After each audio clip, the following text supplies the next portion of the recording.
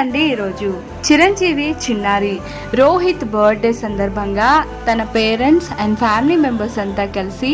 ఎంతో ప్రేమతో శ్రీకాకుళం జిల్లాలోని సేవ్ గర్ల్ ఫౌండేషన్ హరీష్ అనురాగనిల్య వృద్ధాశ్రమంలో వృద్ధులకు మరియు చిన్నారులకు మహోన్నత అన్నదాన కార్యక్రమం ఏర్పాటు చేయడం జరిగింది. రోహిత్ పేరెంట్స్కి అండ్ ఫ్యామిలీ మెంబర్స్ అందరికీ కూడా